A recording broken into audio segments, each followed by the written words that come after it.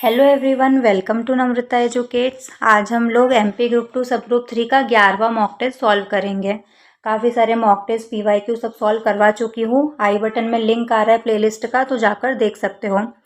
जल्दी से नोटबुक उठा लो, कॉपी पेन उठा लो, आंसर नोट डाउन करते जाना, सही आंसर से मैच करते जाना और लास्ट में अपना स्कोर ज़रूर कॉमेंट करना। और अब तो एग्ज़ाम डेट भी आ गई है, 4-5 दिन बचे हैं। अच्छे से रिवाइज़ करो, प्रैक्टिस करो ज़्यादा से ज़्यादा। तो फिर स्टार्ट करते हैं आज का टेस्ट। हरिमेन शर्मा को किस क्षेत्र में योगदान के लिए पद्मश्री पुरस्कार से सम्मानित किया गया है? शिक्षा के क्षेत्र में, कृषि के क्षेत्र में, स्वास्थ्य देखभाल या फिर उपरोक्त में से कोई नहीं? जल्दी से बताइए क्या सही आंसर होगा। हरिमेन शर्मा को किस क्षेत्र में योगदान के लिए पद्मश्री पुरस्कार से सम्मानित किया गया है? तो इसका सही आंसर हो जाएगा ऑप्शन बी, कृषि क्षेत्र में। हरिमेन शर्मा ने ये हिमाचल प्रदेश के एक किसान है। इन्होंने सेब की एक किस्म विकसित की है, HRMN 99, है ना। और सेब के क्षेत्र में, एप्पल के क्षेत्र में क्रांति लाने के लिए इनको पद्मश्री पुरस्कार से सम्मानित किया गया है। हाल ही में किस राज्य की रियावन लहसुन को जीआई टैग प्रदान किया गया है? उत्तर प्रदेश, गुजरात, राजस्थान या फिर मध्य प्रदेश? किस राज्य की है रियावन लहसुन जिसको जीआई टैग प्रदान किया गया है? तो इसका सही आंसर हो जाएगा ऑप्शन डी, मध्य प्रदेश। मध्य प्रदेश में भी रतलाम की है, अगर स्पेसिफिक जिला पूछे तो रतलाम। हाल ही में किस राज्य के पूर्व मुख्यमंत्री रवि सीताराम नाइक का निधन हो गया? गोवा, मणिपुर, उत्तराखंड, कर्नाटक?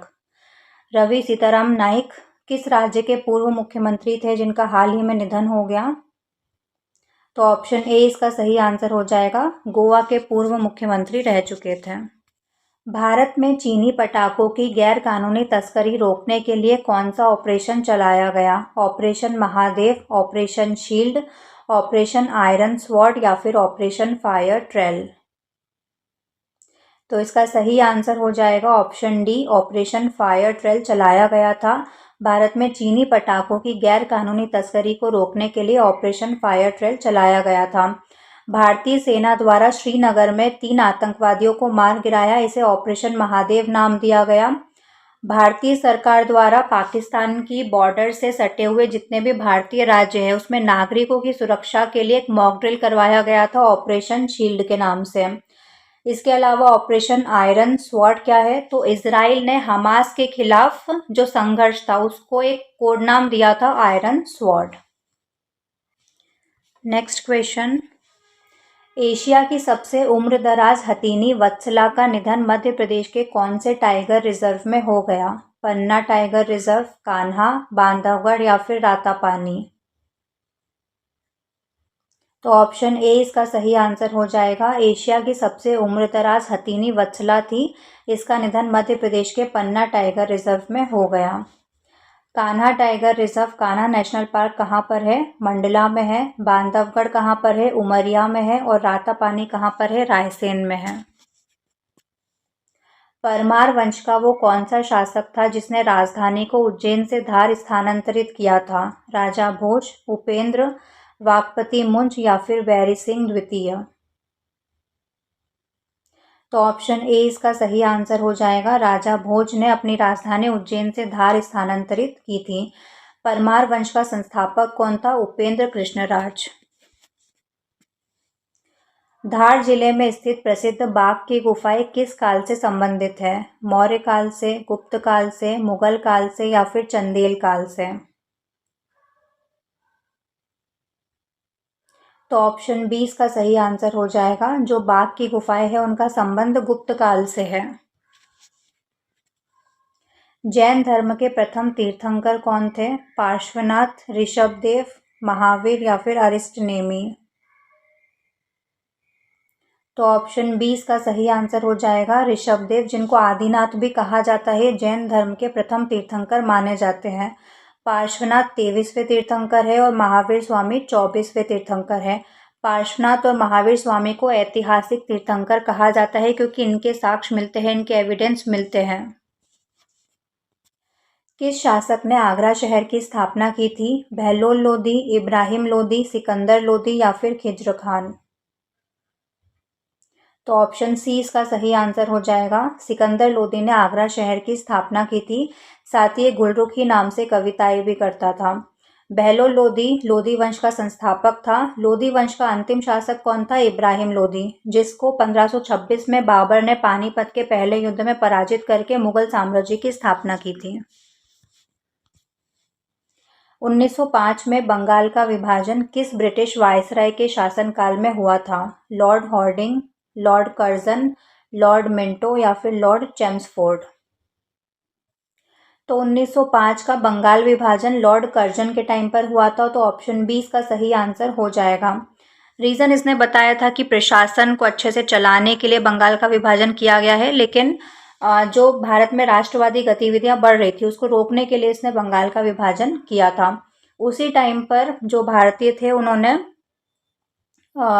रविंद्रनाथ टैगोर के नेतृत्व में रक्षाबंधन मनाया था, जिसमें हिंदू भाइयों ने मुसलमानों को, मुसलमान भाइयों ने हिंदुओं को राखी बांधी थी। और बंगाल विभाजन के विरोध में ही 1907 में स्वदेशी मूवमेंट चलाया गया था। गायत्री मंत्र निम्नलिखित में से किस वेद में मिलता है? सामवेद, यजुर्वेद, ऋग्वेद या फिर अथर्ववेद?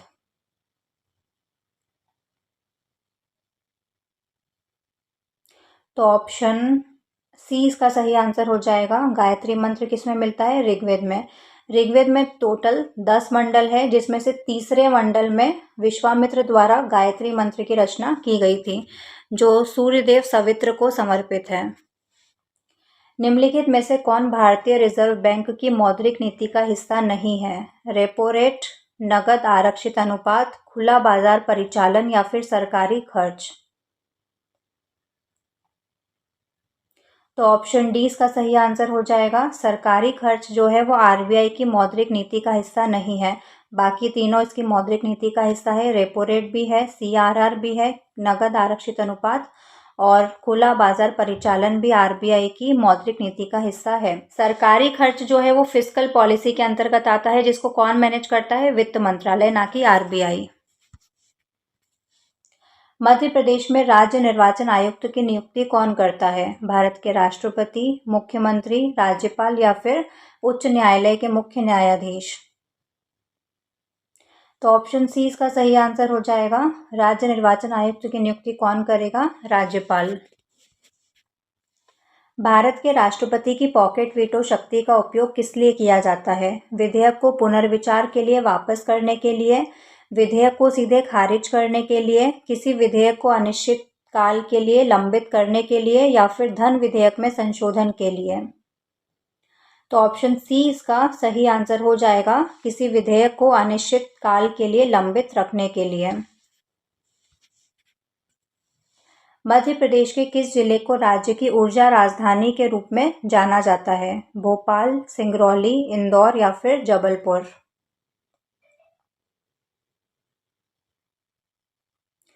तो ऑप्शन बी इसका सही आंसर हो जाएगा। ऊर्जा राजधानी किसको कहा जाता है? सिंगरौली को, क्योंकि यहाँ पे कोल के बहुत ज़्यादा रिजर्व्स है और थर्मल पावर प्लांट की वजह से भी इसको कहा जाता है।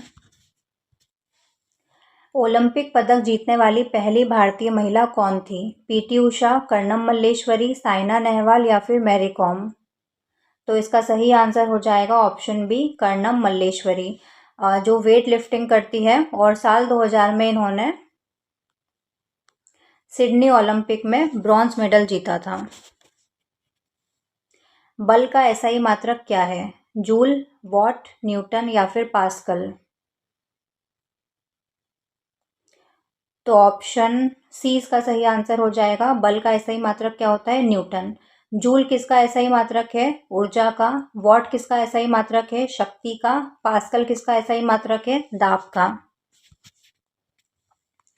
मानव शरीर का कौन सा अंग इंसुलिन का उत्पादन करता है? यकृत, गुर्दा, अग्नाशय या फिर हृदय? तो इसका सही आंसर हो जाएगा ऑप्शन सी, अग्नाशय। मानव रक्त का सामान्य पीएच मान क्या होता है? 6.4, 7.4, 8.4 या फिर 5.4? तो ऑप्शन बी इसका सही आंसर हो जाएगा। मानव रक्त का सामान्य पीएच कितना होता है? 7.4। मानव शरीर का सबसे बड़ा अंग कौन सा है? यकृत, त्वचा, फेफड़े या फिर छोटी आंत? क्वेश्चन को बहुत ध्यान से पढ़ना। कई बार ऐसा होता है कि प्रश्न बहुत इजी होते हैं लेकिन जल्दीबाजी में या फिर एग्जाम का प्रेशर ऐसा क्रिएट होता है कि हम आते हुए भी आंसर को गलत कर देते हैं। तो इसका सही आंसर हो जाएगा ऑप्शन बी, त्वचा, स्किन। मानव शरीर का सबसे बड़ा अंग कौन सा है? त्वचा। मानव शरीर की सबसे बड़ी ग्रंथि कौन सी है? यकृत। पाचन में सहायता के लिए मानव पेट में कौन सा अम्ल पाया जाता है? सल्फ्यूरिक अम्ल, नाइट्रिक अम्ल, हाइड्रोक्लोरिक अम्ल या फिर एसिटिक अम्ल? तो ऑप्शन सी इसका सही आंसर हो जाएगा। HCl पाया जाता है हमारे स्टमक में, हाइड्रोक्लोरिक एसिड। कौन सा सिद्धांत ये बताता है कि घूमती हुई कुर्सी पर बैठा व्यक्ति अपनी भुजाओं को अंदर खींचने पर तेज क्यों हो जाता है? रैखिक संवेग का संरक्षण, कोणीय संवेग का संरक्षण, न्यूटन का दूसरा नियम, बर्नौली का सिद्धांत? तो ऑप्शन बी इसका सही आंसर हो जाएगा। कंजर्वेशन ऑफ एंगुलर मोमेंटम, कोणीय संवेग का संरक्षण सिद्धांत हमको बताता है। एक रेडॉक्स अभिक्रिया में, रेडॉक्स अभिक्रिया क्या होती है? ऑक्सीडेशन प्लस रिडक्शन, दोनों अभिक्रियाओं को एक साथ क्या बोलते हैं? रेडॉक्स अभिक्रिया, जिसको हिंदी में क्या कहा जाता है? ऑक्सीकरण अपचयन। दोनों अभिक्रियाओं को एक साथ क्या कहा जाता है? रेडॉक्स अभिक्रिया। इसमें अपचयन जो रिडक्शन होता है उससे गुजरने वाले कारक के साथ क्या होता है? ये इलेक्ट्रॉन खो देता है, इलेक्ट्रॉन प्राप्त करता है, प्रोटॉन खो देता है, इसकी ऑक्सीकरण अवस्था बढ़ जाती है।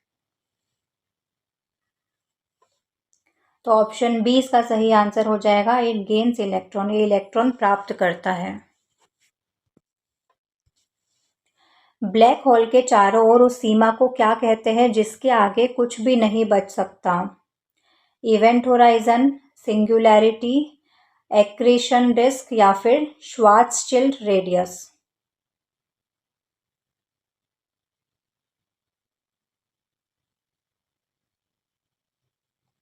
तो ऑप्शन ए इसका सही आंसर हो जाएगा। इवेंट होराइजन, घटना क्षितिज। कौन सा प्रभाव तरंग के स्रोत के सापेक्ष गति करने वाले प्रेक्षक के संबंध में तरंग की आवृत्ति में परिवर्तन का वर्णन करता है?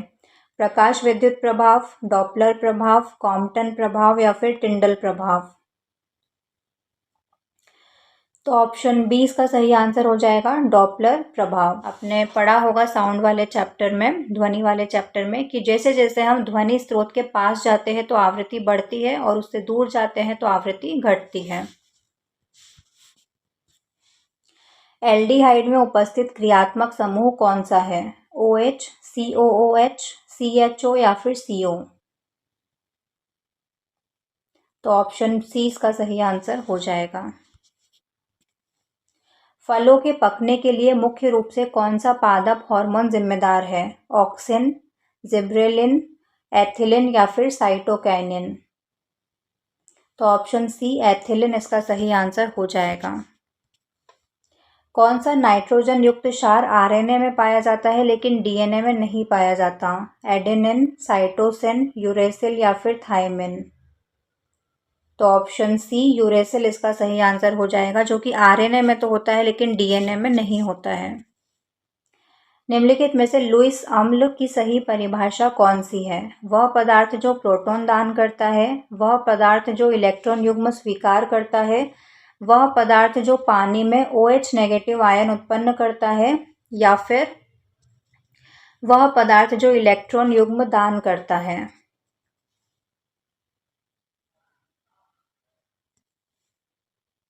तो ऑप्शन बी इसका सही आंसर हो जाएगा।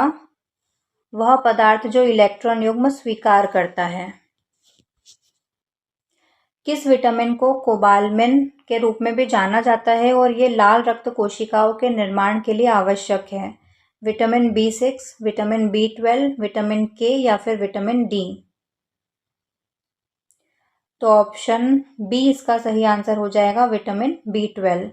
और विटामिन के की कमी से रक्त का थक्का नहीं जमता है और विटामिन डी की कमी से रिकेट्स रोग हो जाता है, जो हड्डियों से संबंधित है। पहले एंटीबायोटिक पेनिसिलिन की खोज किसने की थी? Louis Pasteur, Alexander Fleming, Robert Koch या फिर एडवर्ड जेनर। तो ऑप्शन बी इसका सही आंसर हो जाएगा। पेनिसिलिन की खोज किसने की थी, जो कि पहला एंटीबायोटिक था? अलेक्जेंडर फ्लेमिंग ने। एडवर्ड जेनर ने पहले टीके की खोज की थी। पुरस्कार शब्द में कौन सी संधि है? स्वर संधि, व्यंजन संधि, विसर्ग संधि या फिर इनमें से कोई नहीं। तो पुरस्कार का संधि विच्छेद क्या होता है? पुरः प्लस कार। तो यहाँ पर विसर्ग आ रहा है, तो मतलब ऑप्शन सी विसर्ग संधि इसका सही आंसर हो जाएगा। शशांक निम्नलिखित में से किसका पर्यायवाची शब्द है? सूर्य का, चंद्रमा का, तारे का या फिर आकाश का। तो ऑप्शन बी चंद्रमा इसका सही आंसर हो जाएगा। शशांक का पर्यायवाची क्या होता है? चंद्रमा। इसके अलावा मयंक और सुधांशु भी शशांक चंद्रमा के पर्यायवाची है। सूर्य के रवि, दिनकर, भास्कर, भानु। लेखक शब्द के अंत में कौन सा प्रत्यय प्रयुक्त हुआ है? क, इक, आक या फिर अक। तो लेखक कैसे बनता है? लिख प्लस अक। तो कौन सा प्रत्यय लगा है? अक। तो ऑप्शन डी इसका सही आंसर हो जाएगा। अन्याय शब्द में उपसर्ग और मूल शब्द का सही विकल्प कौन सा है? अन्य प्लस आय, अ प्लस न्याय, अन प्लस न्याय या फिर अन्य प्लस य। तो ऑप्शन बी इसका सही आंसर हो जाएगा, अ प्लस न्याय। देखो, न्याय तो आपको पता है जस्टिस, और उसके आगे जो मूल शब्द होता है उसके आगे अ लगता है, तो अ का मतलब क्या होता है? नहीं। तो न्याय नहीं, जब न्याय नहीं है तो क्या होगा? अन्याय। अनेकों बार देख चुका हूँ इस वाक्य का शुद्ध रूप क्या होगा? अनेक बार देख चुका हूँ, अनेकों दफा देख चुका हूँ, अनेक बारों देख चुका हूँ या फिर अनेक बार देखा हूँ। तो ऑप्शन ए इसका सही आंसर हो जाएगा। अनेकों नहीं आता है, अनेक अपने आप में बहुवचन है। निम्नलिखित में से अशुद्ध वाक्य छांटना है। साहित्य और जीवन का घोर संबंध है, साहित्य और जीवन का अभिन्न संबंध है, साहित्य और जीवन का घनिष्ठ संबंध है या फिर क और ग दोनों सही है। तो ऑप्शन ए इसका सही आंसर होगा। अशुद्ध क्या है? साहित्य और जीवन का घोर संबंध है। घोर जैसे शब्द का यूज नहीं करते हैं। घृणा, आश्चर्य या फिर शोक प्रकट करने के लिए किस चिन्ह का प्रयोग किया जाता है? योजक चिन्ह, कोष्ठक, विस्मयादि बोधक चिन्ह या फिर विवरण चिन्ह। तो ऑप्शन सी इसका सही आंसर हो जाएगा। विस्मयादि बोधक चिन्ह का यूज किया जाता है। निम्नलिखित में से कौन सा शब्द हमेशा स्त्रीलिंग में ही प्रयुक्त होता है? हिमालय, बुढ़ापा, बनावट या फिर लड़कपन। तो ऑप्शन सी बनावट इसका सही आंसर हो जाएगा।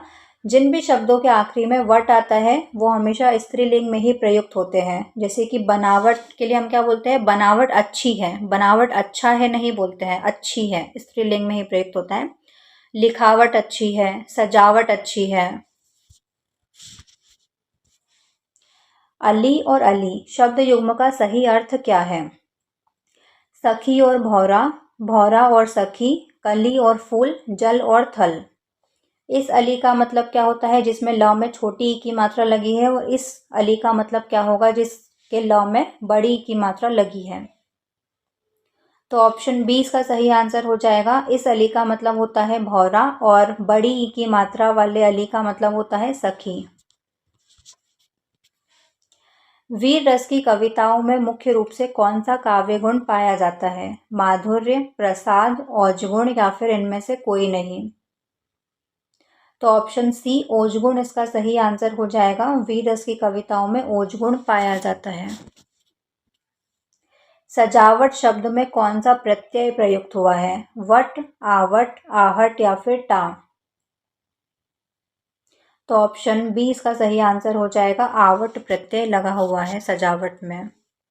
उद्गार का सही संधि विच्छेद क्या होगा? उद प्लस धार, उत प्लस हार, उध प्लस धार या फिर उत प्लस धार। तो ऑप्शन बी इसका सही आंसर हो जाएगा। उद्धार का संधि विच्छेद क्या होता है? उत प्लस हार। अब ये भी बता दो कि इसमें कौन सी संधि है, तो इसमें व्यंजन संधि है।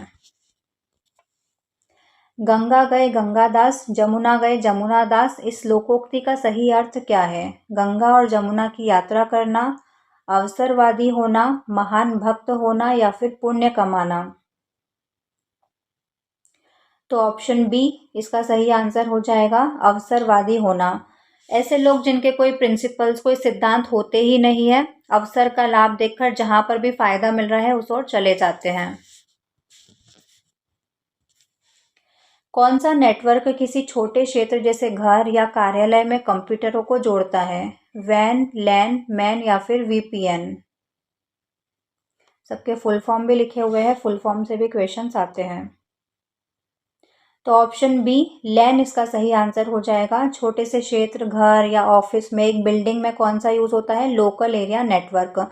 एक शहर के भीतर मैन, मेट्रोपॉलिटन एरिया नेटवर्क, और बहुत सारे शहरों के बीच में वाइड एरिया नेटवर्क।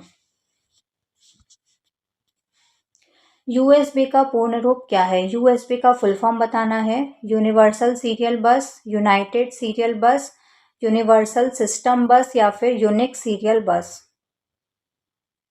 तो ऑप्शन ए इसका सही आंसर हो जाएगा। यूएसबी का फुल फॉर्म क्या होता है? यूनिवर्सल सीरियल बस। डिजिटल फोटोग्राफी और वेब डिज़ाइन में जेपीईजी का पूर्ण रूप क्या होता है? Joint photographic experts group, joint pictures experts group, joint photographic electronic group या फिर जूनियर फोटोग्राफिक एक्सपर्ट्स ग्रुप।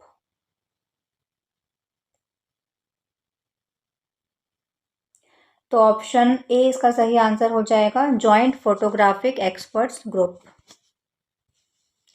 एक वेबसाइट से दूसरी वेबसाइट पर जाने की प्रक्रिया को क्या कहा जाता है? अपलोडिंग, डाउनलोडिंग, सर्फिंग या फिर अटैचिंग। तो ऑप्शन सी सर्फिंग इसका सही आंसर हो जाएगा। एक वेबसाइट से दूसरी वेबसाइट पर जाने की प्रक्रिया को सर्फिंग कहा जाता है। वर्चुअल मेमोरी भौतिक रूप से कहाँ आवंटित की जाती है? सीपीयू पर, रैम पर, हार्ड डिस्क पर या फिर मॉनिटर पर। तो ऑप्शन सी हार्ड डिस्क इसका सही आंसर हो जाएगा। जो वर्चुअल मेमोरी होती है वो भौतिक रूप से फिजिकली कहाँ पर अलोकेट होती है? हार्ड डिस्क पर। साइबर हमले के संदर्भ में डीओएस का पूर्ण रूप क्या होता है? Data of system, denial of service, digital operating system या फिर डिवाइस ऑन सॉफ्टवेयर। तो डीओएस का फुल फॉर्म क्या होता है? Denial of service, denial of service attack. प्रसिद्ध एआई चैटबॉट चैट जीपीटी को किस कंपनी ने विकसित किया है? गूगल ने, माइक्रोसॉफ्ट ने, ओपन एआई ने या फिर मेटा ने। तो चैट जीपीटी किसका है? ऑप्शन सी इसका सही आंसर हो जाएगा, ओपन एआई। विंडोज़ में वर्तमान में चल रहे प्रोग्रामों को देखने और प्रतिक्रिया न देने वाले कार्यों को समाप्त करने के लिए किस टूल का उपयोग किया जाता है? कंट्रोल पैनल का, टास्क मैनेजर का, फाइल एक्सप्लोरर का या फिर डिवाइस मैनेजर का। तो ऑप्शन बी टास्क मैनेजर इसका सही आंसर हो जाएगा। विंडोज़ में वर्तमान में जो प्रोग्राम चल रहे हैं उनको देखने और प्रतिक्रिया न देने वाले कार्यों को समाप्त करने के लिए टास्क मैनेजर का यूज़ किया जाता है। वीडियो क्वालिटी में एचडी का पूर्ण रूप क्या होता है? High definition, high data, heavy digital या फिर हाइपर डिजिटल। जो आप बोलते हो ना कि क्वालिटी एचडी क्वालिटी में होना चाहिए, तो एचडी का फुल फॉर्म क्या होता है? तो ऑप्शन ए इसका सही आंसर हो जाएगा। एचडी का फुल फॉर्म क्या होता है? High definition.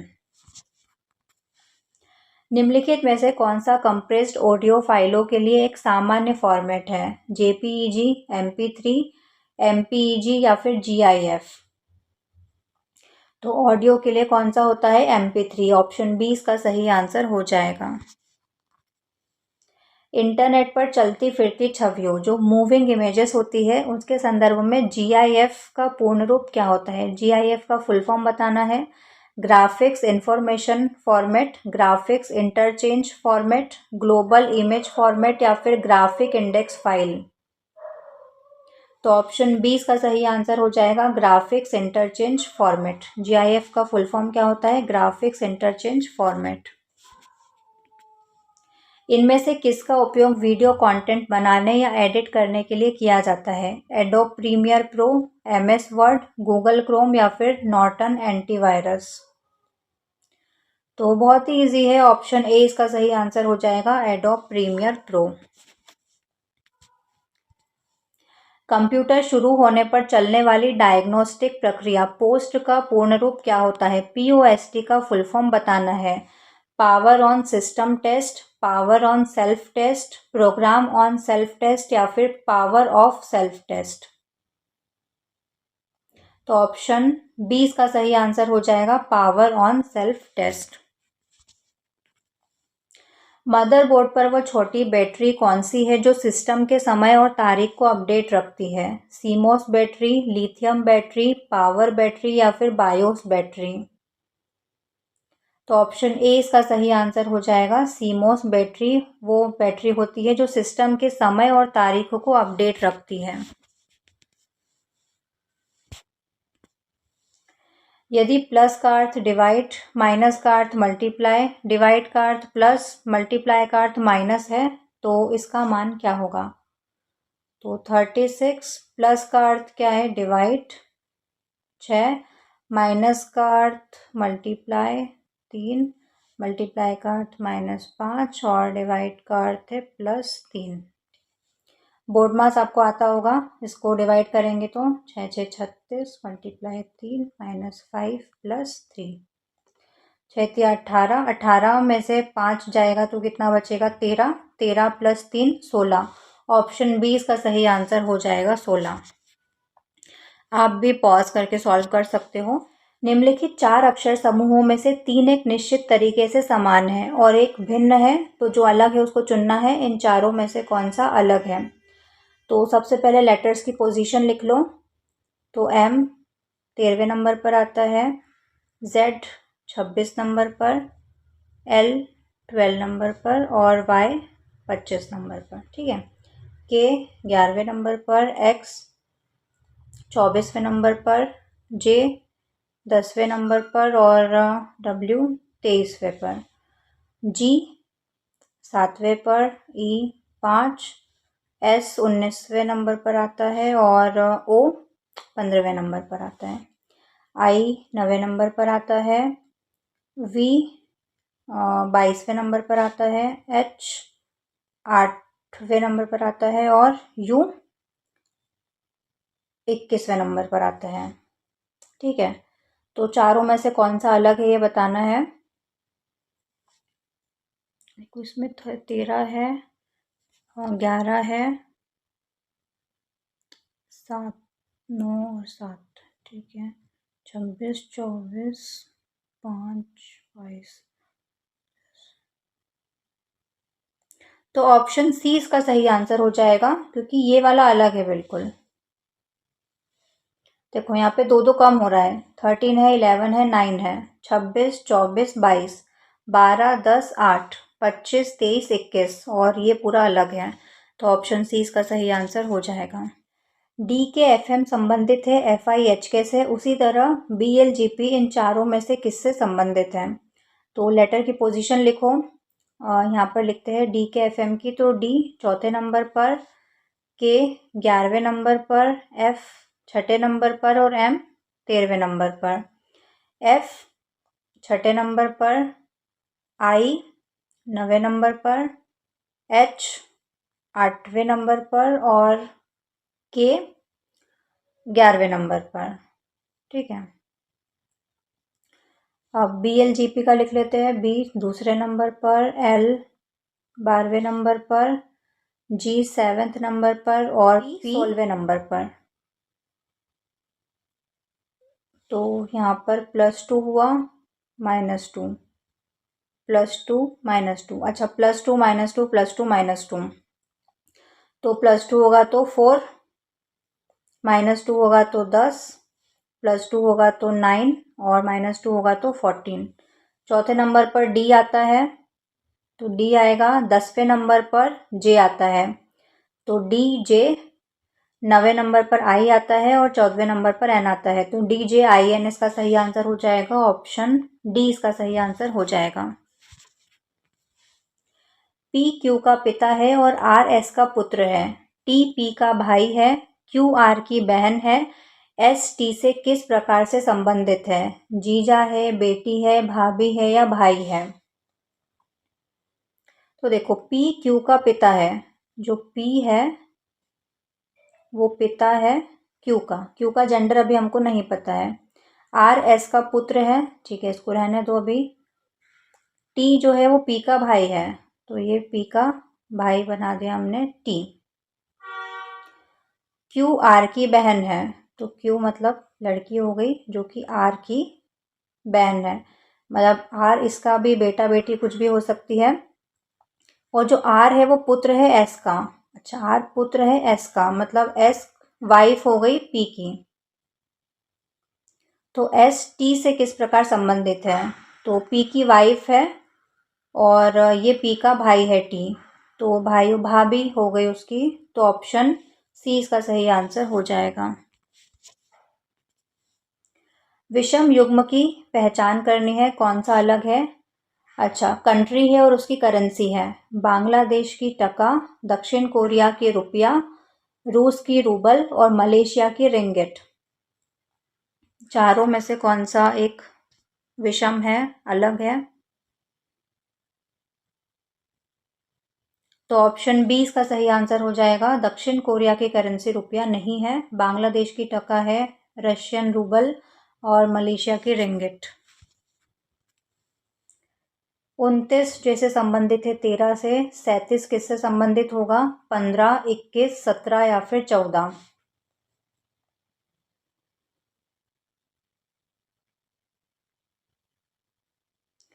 तो 13 से 29 कैसे आया? 13 दूना 26 प्लस 3 कर दिया, तो वैसे ही 15 दूना 30 में 3 प्लस करेंगे तो 37 नहीं आएगा। 21 में करेंगे तो भी नहीं आएगा। 17 दूना 34 प्लस 3 37, तो ऑप्शन सी इसका सही आंसर हो जाएगा। मल्टीप्लाई 2 करेंगे और प्लस 3 करेंगे तो आ जाएगा answer. Find the missing number, यहाँ पर जो मिसिंग नंबर है उसको फाइंड करना है। 784, 568, 443, फिर क्वेश्चन मार्क की जगह पर क्या आएगा, और 352। बताइए इन चारों में से क्या सही आंसर होगा? तो डिक्रीज हो रहा है ना, कुछ माइनस करना पड़ेगा।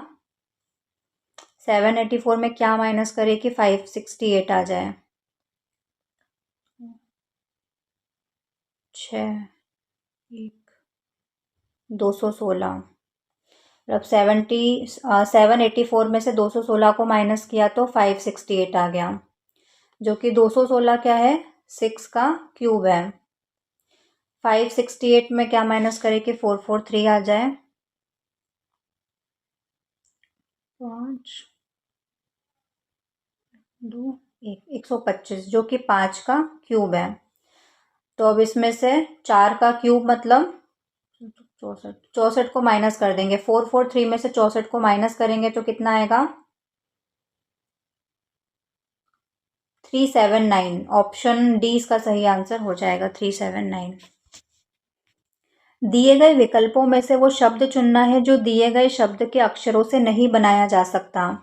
इनडिटर्मिनेट, इन चारों में से क्या नहीं बन सकता इससे?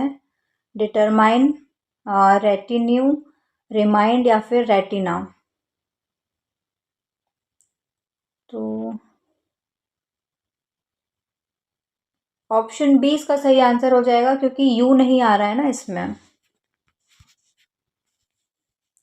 किसी खास कोड में डाउन को ये लिखा जाता है, नेम को ये लिखा जाता है, तो मोड को कैसे लिखा जाएगा इन चारों में से? तो एम, देखो एम को क्या लिख रहे हैं, परसेंटेज। ओ को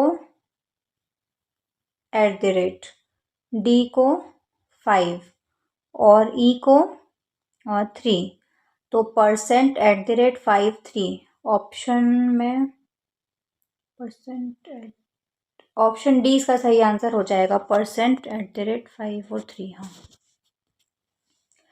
ए B C D E F G और एच केंद्र की ओर मुख करके एक वृत्त के इर्द गिर्द बैठे हैं। बी एफ के दाएं को तीसरा, एच के बाएं को तीसरा है, सी ए के बाएं को चौथा जो एफ या बी का निकटस्थ पड़ोसी नहीं है, ई बी का निकटस्थ पड़ोसी नहीं है, जी डी दाएं को दूसरा है और बी के एकदम बाएं कौन है ये आपको बताना है।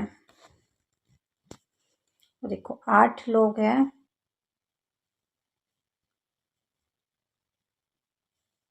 इस तरह से बैठे हैं सेंटर की तरफ, ये सेंटर है, इस तरफ मुंह करके बैठे हैं।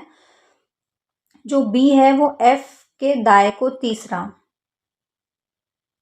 तो बी है एफ के दाएं से 1 2 3 तीसरा हो जाएगा ये, और एच के बाएं से तीसरा, तो यहाँ पर एच आ जाएगा, एच के बाएं से तीसरा, ये हो गया। अब सी ए के बाएं को चौथा है जो एफ या बी का पड़ोसी नहीं है, तो यहाँ पर भी नहीं आएगा, यहाँ पर भी नहीं आएगा, यहाँ पर आ जाएगा सी। ए के बाएं से चौथा, तो ए यहाँ पर आ जाएगा। जो एफ या बी का निकटस्थ पड़ोसी नहीं है, तो हो गया। ई जो है वो बी का पड़ोसी नहीं है, तो ई यहाँ पर आ जाएगा, है ना। अब जी जो है वो डी के दाएं दूसरा है, तो ये डी के दाएं दूसरा जी हो जाएगा। पूछा क्या है, बी के एकदम बाएं कौन सा है, तो बी के बाएं क्या है, डी, तो ऑप्शन ए इसका सही आंसर हो जाएगा, डी। निम्न में से कौन सा निष्कर्ष सही है। कथन क्या है, कुछ रेलगाड़ियां बसें हैं, कोई बस कार नहीं है, कुछ कार बाइक है। निष्कर्ष क्या है, पहला कुछ बाइक कार है, दूसरा निष्कर्ष क्या है, कुछ बाइक रेलगाड़ियां हैं। तो क्या चारों में से क्या सही होगा, न तो निष्कर्ष एक न ही दो अनुसरण करता है, केवल निष्कर्ष दो अनुसरण करता है, दोनों निष्कर्ष एक और दो अनुसरण करते हैं, या फिर केवल निष्कर्ष एक अनुसरण करता है। तो कुछ रेलगाड़ियां मतलब कुछ ट्रेन बस है, कोई बस कार नहीं है, कुछ कार बाइक है। ये बस का है और ये बाइक का। तो कंक्लूजन क्या है, कुछ बाइक कार है, कुछ बाइक कार है, तो ये तो बिल्कुल सही है। कुछ बाइक रेलगाड़ियां है, कुछ बाइक और रेलगाड़ी ट्रेन नहीं, कोई संबंध नहीं है, तो ऑप्शन डी इसका सही आंसर हो जाएगा, सिर्फ निष्कर्ष एक अनुसरण करता है। चूहे का संबंध बिल से उसी प्रकार है जिस प्रकार शेर का संबंध किससे है, गुफा, जंगल, मांद या फिर इलाका। तो ऑप्शन सी इसका सही आंसर हो जाएगा। यदि शब्द वर्टिकल के अक्षरों को वर्णमाला के अनुसार व्यवस्थित किया जाए तो कितने अक्षर अपने पूर्व स्थान पर रहेंगे, 1 2 3 या फिर एक भी नहीं। तो जमा लो, सबसे पहले क्या आता है, ए आता है, फिर सी, बी तो है नहीं ना इसमें, सी के बाद ई, आई, एल,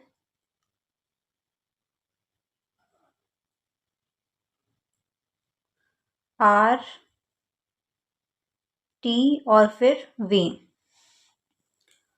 तो देखो वी था तो ए है, फिर ई है तो ई सी है, आर है तो ई है, टी है तो आई है, आई है तो एल है, सी है तो आर है, ए है तो टी है और एल है तो ये वी है। तो कोई भी नहीं आ रहा है अपने पूर्व स्थान पर, तो ऑप्शन डी इसका सही आंसर हो जाएगा, एक भी नहीं। नीचे दिए गए अक्षरों को इस प्रकार व्यवस्थित करें कि एक अर्थपूर्ण शब्द बन जाए, PNIRSG। क्या होगा चारों में से, तो चारों को रख के देख लेना क्या बनेगा इसको अनस्क्रैम्बल करने पर। 3 से अगर स्टार्ट करते हैं तो IRP, इर्प, इर्प करके ऐसा तो कुछ नहीं बन रहा है, 5 से स्टार्ट करते तो S, फिर R, फिर N, स्टन, ये भी नहीं बन रहा है। और फर्स्ट से स्टार्ट करते P, S, P, R, I, S, Krishna नहीं, S, P, R, I, N, G, spring. Option D इसका सही आंसर हो जाएगा। शब्द परसिवरेंस के पहले, चौथे, सातवें, नवें और 11वें अक्षरों में से प्रत्येक का केवल एक बार उपयोग करके एक अर्थपूर्ण शब्द बनाया जाए तो तीसरा अक्षर क्या होगा? S, P, C या फिर E? तो परसिवरेंस का चौथा S है, सातवां E है, नवा A है और C 11वां है। अब इन चारों का एक एक बार यूज़ करके एक मीनिंगफुल वर्ड बनाना है, उसका तीसरा लेटर क्या होगा ये आपको बताना है। बनाओ, क्या बन रहा है इससे? SEA,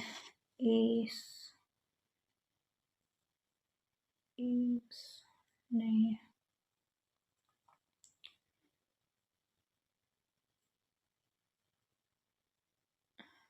क्या वर्ड बन रहा है?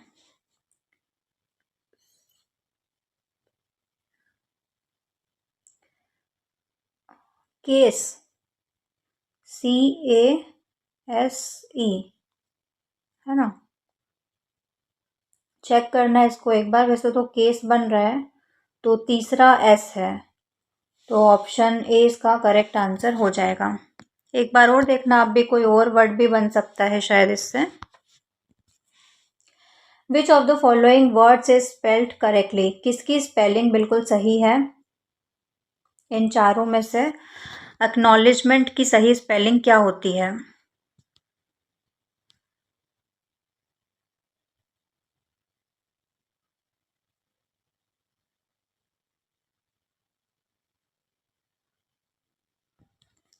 तो ऑप्शन बी इसका सही आंसर हो जाएगा, एक्नॉलेजमेंट, क्योंकि AC के तो आता ही है इसमें। Identify the figure of speech used in the phrase. इस फ्रेज में जो भी फिगर ऑफ स्पीच यूज हुई है वो बताना है कौन सी है। The wind whispered through the trees, सिमिले, personification, metaphor या फिर हाइपरबोले? तो ऑप्शन बी पर्सोनिफिकेशन इसका सही आंसर हो जाएगा। पर्सोनिफिकेशन मतलब क्या होता है? मानवीकरण। Giving human qualities to non living thing, है ना? नॉन लिविंग थिंग का मानवीकरण करना, जैसे कि पवन करे शोर, हवा क्या कर रही है? शोर कर रही है, तो हमने उसका मानवीकरण कर दिया, उसको क्या बोलते हैं? Personification. The wind whispered, whispered मतलब जो विस्परिंग की धीरे धीरे आवाज आती है ना, उसको बोलते हैं। खुसफुस करके बात करते हैं। Choose the correct word to complete the sentence. The jury dash still deliberating on the final verdict. Are, have, were या फिर इज? कौन सी हेल्पिंग वर्ब का यूज होगा? तो ऑप्शन डी इसका सही आंसर हो जाएगा। डी इसलिए क्योंकि जो जूरी है वो क्या है? कलेक्टिव नाउन है। जूरी हो गया, फैमिली, कोई टीम, है ना? मतलब ग्रुप को हम क्या मानते हैं? एक सिंगल यूनिट मानते हैं, मतलब सिंगुलर सब्जेक्ट है तो उसके साथ सिंगुलर हेल्पिंग वर्ब यूज होगी, इसलिए इसका यूज होगा। Which of the following is an example of an oxymoron? इन चारों में से कौन सा ऑक्सीमोरन का एग्जाम्पल है? Burning eyes, fast runner, quite as a mouse या फिर ब्राइट सन? ऑक्सीमोरन का मतलब क्या होता है? जिसमें दो कॉन्ट्रडिक्टरी टर्म्स आती है साइड बाय साइड। तो इसका सही आंसर हो जाएगा ऑप्शन ए बर्निंग आइस, क्योंकि बर्निंग और आइस दोनों एक दूसरे के अपोजिट हैं, तो दो कॉन्ट्रडिक्टरी टर्म्स आ रही है इसमें। Identify the correct sentence. इन चारों में से कौन सा सेंटेंस करेक्ट है? If I was you I would take the job. If I am you I would take the job. If I were you I would take the job या फिर if I had been you I will take the job? तो option C बिल्कुल correct हो जाएगा, है ना। If I were you I would take the job. तो tense वाला वीडियो देख लेना इसके लिए।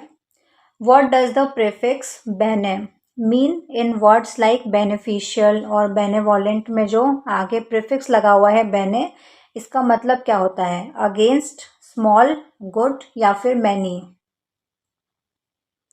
तो बेनिफिशियल मतलब फायदेमंद, तो ऑप्शन सी गुड इसका सही आंसर हो जाएगा। बेने का मतलब क्या होता है? Good. Find the error in the following sentence. She is more taller than her older brother. She is more taller than her older brother, कौन से पार्ट में एरर है? तो ऑप्शन बी इसका सही आंसर हो जाएगा। मोर टॉलर नहीं आएगा क्योंकि टॉल, टॉलर, टॉलेस्ट, टॉलर क्या है? कंपेरेटिव डिग्री, उसके साथ मोर का यूज नहीं होगा। The reason why he failed is because he didn't study.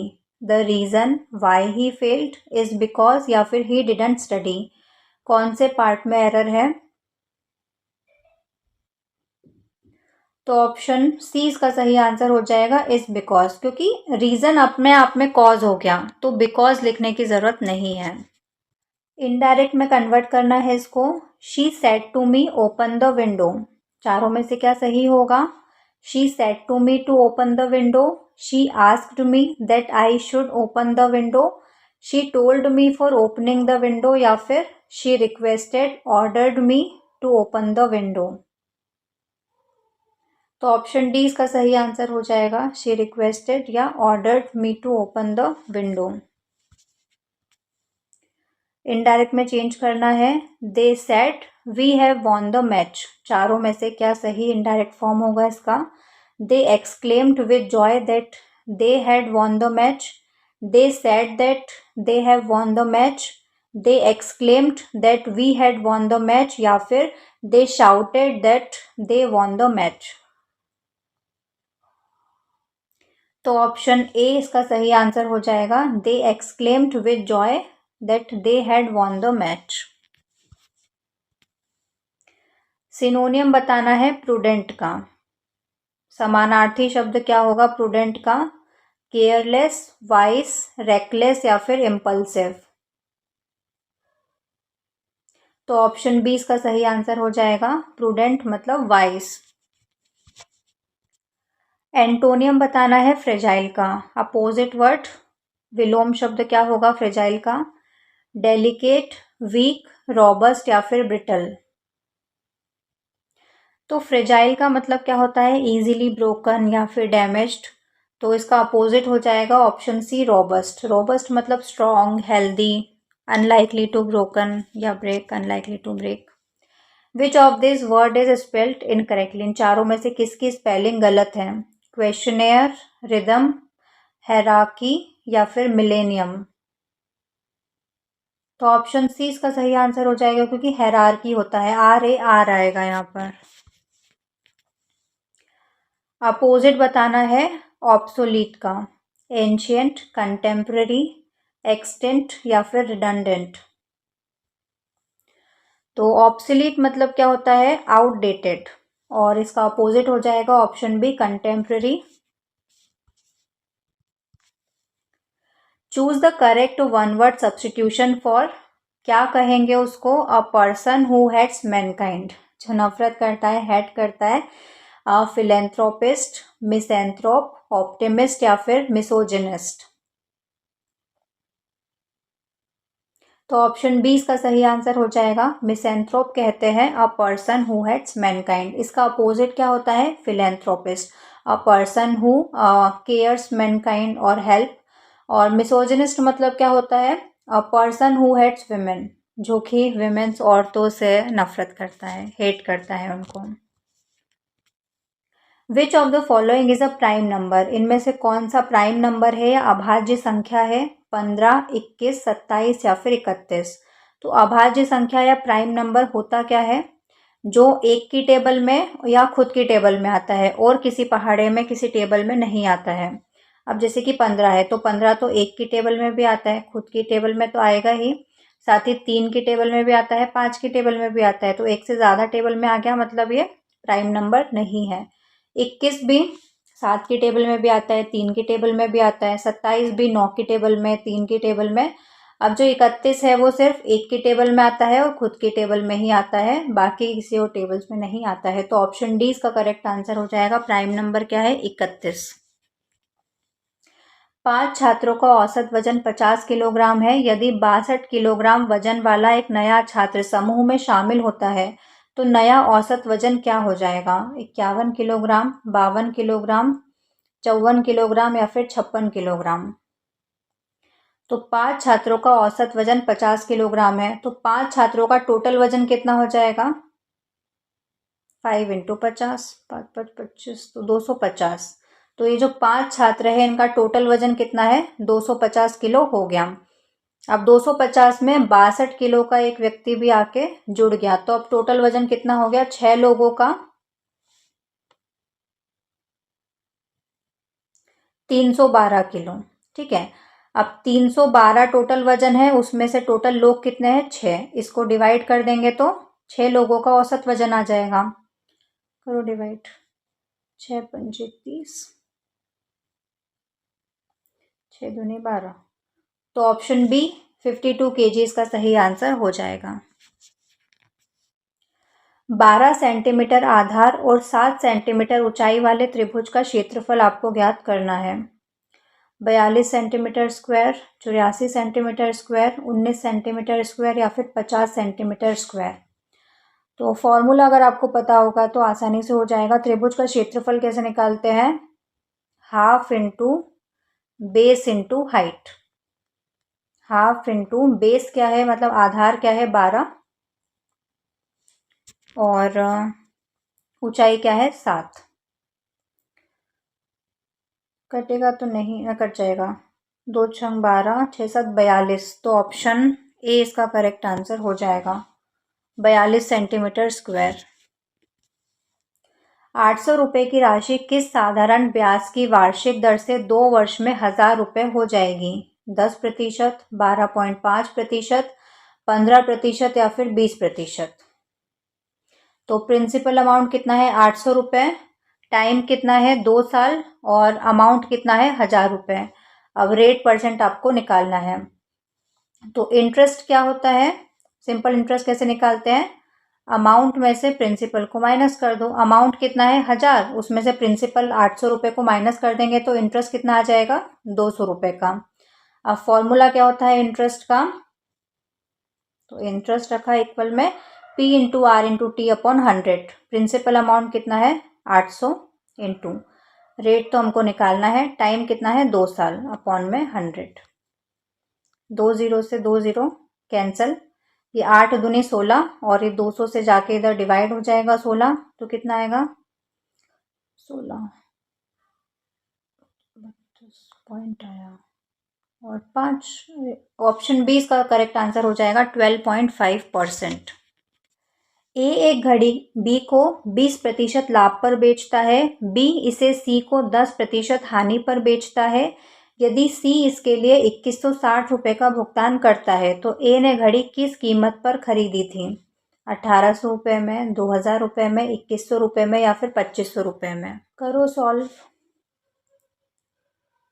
तो देखो, ए का कॉस्ट प्राइस क्या हो जाएगा? मान लो हमने एक्स मान लिया, ए ने किस कीमत पर खरीदी थी? एक्स रुपये में। तो अब ए का सेलिंग प्राइस और बी का कॉस्ट प्राइस क्या होगा? 20% लाभ पर बेचा है तो 1.20x। अब बी का सेलिंग प्राइस और सी का कॉस्ट प्राइस क्या होगा? 10% हानि हुई है 1.20 पर, तो माइनस हो जाएगा 12, तो 1.08x। ठीक है, तो अब 1.08x किसके बराबर है? 2160 के बराबर। तो 1.08x किसके बराबर है? 2160 के। तो ये डिवाइड हो जाएगा इससे, 2160 अपॉन में 1.08। ये पॉइंट हटेगा तो ऊपर 2 0 आ जाएंगे, काट दो इसको 108 से। देखो पॉइंट में तो आंसर आ नहीं रहा है तो पूरा कट जाएगा ये। 8 दूनी 16, ये 2 बार में कट जाएगा। 108 दूनी 216 और ये 3 0, तो 2000। ऑप्शन बी इसका करेक्ट आंसर हो जाएगा, 2000 रुपये। 150 मीटर और 120 मीटर लंबी दो ट्रेनें समानांतर पटरियों पर विपरीत दिशाओं में क्रमशः 50 किलोमीटर प्रति घंटा और 58 किलोमीटर प्रति घंटा की गति से चल रही है। वे एक दूसरे को कितने समय में पार करेगी? 8 सेकंड में, 9 सेकंड में, 10 सेकंड में या फिर 12 सेकंड में? तो विपरीत दिशाओं में चल रही है तो उनकी रिलेटिव स्पीड कितनी हो जाएगी? 50 + 58 108। अब 108 किलोमीटर प्रति घंटा में है तो इसको मीटर प्रति सेकंड में चेंज करने के लिए 5/18 से इसको गुणा कर देंगे। 18 संग 108 होता है, 6 पंजे 30 मीटर पर सेकंड उनकी रिलेटिव स्पीड आ गई। अब डिस्टेंस कितनी हो जाएगी? 150 + 120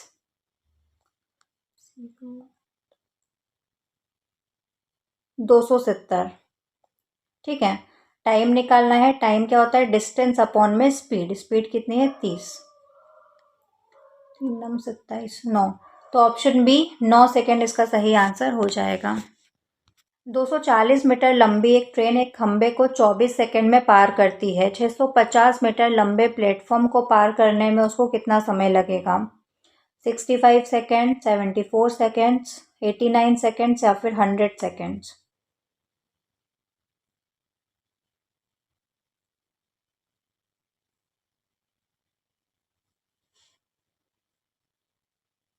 स्पीड कितनी हो जाएगी? डिस्टेंस कितनी है? 240 अपॉन में टाइम 24 लग रहा है तो 10 मीटर प्रति सेकंड, तो उसकी स्पीड हो गई। अब टोटल डिस्टेंस कितनी है प्लेटफॉर्म की प्लस ट्रेन की लंबाई? तो 0 5 9 8 890। 890 में स्पीड को डिवाइड कर देंगे तो कितना आ रहा है टाइम? 89 सेकेंड। ऑप्शन सी इसका करेक्ट आंसर हो जाएगा, 89 सेकेंड्स। पाइप ए एक टैंक को 12 घंटे में भर सकता है। पाइप बी भरे हुए टैंक को 18 घंटे में खाली कर सकता है। यदि दोनों पाइपों को एक साथ खोल दिया जाए तो टैंक को 50% भरने में कितना समय लगेगा? 18 घंटे, 36 घंटे, 9 घंटे या फिर 72 घंटे? तो ए की कैपेसिटी कितनी हो जाएगी? +1/12 क्योंकि भर रहा है, और बी की कैपेसिटी कितनी हो जाएगी? -1/18। ठीक है, दोनों का एलसीएम कितना आ जाएगा? 12 और 18 का 36 और 3 - 2 1/36। तो कितनी देर में भर देंगे दोनों? 36 घंटे में। दोनों को अगर एक साथ खोल दिया जाए तो 36 घंटे में पूरा टैंक भर जाएगा, लेकिन हमको क्या पूछा है? 50% ही भरना है हमको, आधा। तो 36 का आधा कितना हो जाएगा? 18। तो ऑप्शन ए इसका करेक्ट आंसर हो जाएगा, 18 घंटे में 50% टैंक भर जाएगा। इसको सिंप्लीफाई करना है, क्या आंसर आएगा? 3 4 5 या फिर 6? इस तरह के क्वेश्चन में सबसे अंदर वाला जो रूट होता है इसको सबसे पहले सॉल्व करते हैं। तो 81 का स्क्वायर रूट क्या होता है? 9। 40 + 9 49। 49 का स्क्वायर रूट 7। 29 + 7 36। 36 का स्क्वायर रूट 6 और 10 + 6 16। 16 का स्क्वायर रूट क्या होता है? 4। तो ऑप्शन बी इसका करेक्ट आंसर हो जाएगा, 4। अब नीचे दी गई तालिका 4 वर्षों में कंपनी द्वारा 3 प्रकार की कार ए, बी और सी के उत्पादन को दर्शाती है हजारों में। तो ये ईयर्स दिए हुए हैं 2021, 2022, 2023 और 2024। और कार ए 30 45 मतलब पूरा डेटा दिया हुआ है। अब आगे क्वेश्चन है, क्वेश्चन देखते हैं क्या है। 2021 से 2024 तक कार ए के उत्पादन में कितने प्रतिशत की वृद्धि हुई है? 2021 से 2024 तक कार ए के उत्पादन में कितने % की वृद्धि हुई है वो आपको बताना है। तो देखते हैं, कार ए में 2021 से 2024 तक, 2021 में कितना था? 30। 2024 में कितना हो गया? 75। अब कितनी वृद्धि हुई है? 75 में से 30 गया तो 45। 45 कितने में हुई है वृद्धि? 30 से। गुना 100 परसेंट निकालने के लिए 0 से 0 कैंसिल, 3 एकम 3, तीनों पंजे 15, 15 और 10 150। तो ऑप्शन सी इसका करेक्ट आंसर हो जाएगा। 150% की वृद्धि हुई है। 4 वर्षों की अवधि में कार बी का औसत उत्पादन क्या है? एवरेज निकालना है कार बी का चारों वर्षों का। तो चारों को प्लस करके 4 से भाग दे दो। क्या आएगा चारों को प्लस करेंगे तो? 0, 19, 190। अब 190 में 4 का भाग देंगे तो 4 चौक 16, 400 तो 28.5, 47.5। अभी हज़ारों में है तो 47,500। तो ऑप्शन बी इसका करेक्ट आंसर हो जाएगा। 2022 और 2023 में कार ए के कुल उत्पादन का 2024 में कार सी के कुल उत्पादन से अनुपात आपको बताना है। कार ए का 2022 और 23 का और कार सी का 2024 का। टेबल देखते हैं। कार ए का 2022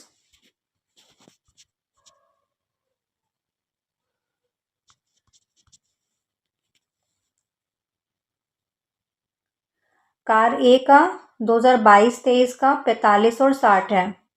तो ये कितना हो जाएगा? 10, 105। अब कार सी का 2024 का 80 और काट देंगे इसको, कितना आ जाएगा ये? 16, 21:16।